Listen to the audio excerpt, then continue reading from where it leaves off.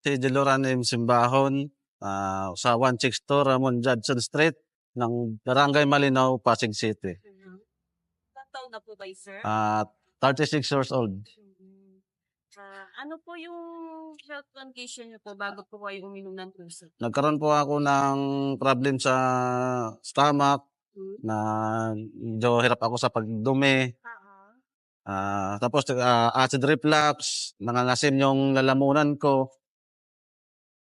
Ano po yung naging epekto niya sa pang-araw-araw mo ngayon? Medyo hirap ako sa pagtrabaho. Tapos parang nanghihina ako, wala ako gana kumain, gumana gumalaw.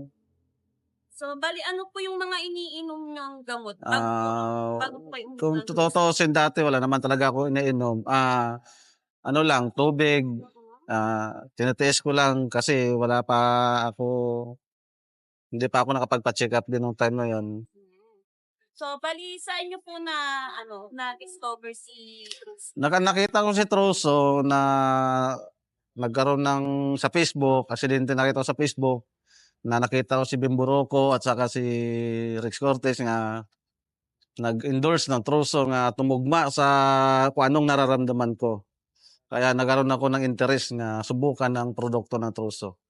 So, bali ano pong naging epekto sa inyo ni truso, sir? Ang ganda ng epekto ng Troso kasi after 3 days, simula nung nagamit ko yung Troso, gumaan-gaan yung pakiramdam ko. Nawala unti-unti yung red flags ko hanggang sa patuloy ko ininom hanggang 7 days. After ng 7 days noon, naramdaman ko na as in wala na. Nawala yung si Troso. Dahil sa Troso, nawala yung red flags ko. Saka yung dumi ko, bumalik sa ng normal.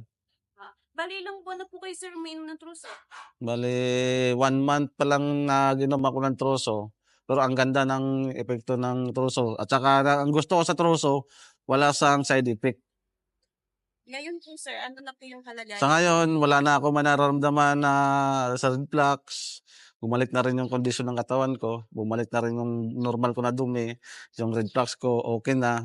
Wala na rin ang pangangasim sa lalamunan ko. Sa mga may nararamdaman na tulad ng naramdaman tulad ko, sa stomach problem, sa acid reflux, nagrekomenda ko sa inyo ang Troso. Number 1 na effective sa reflux, sa stomach, pagdudumi. No side effect.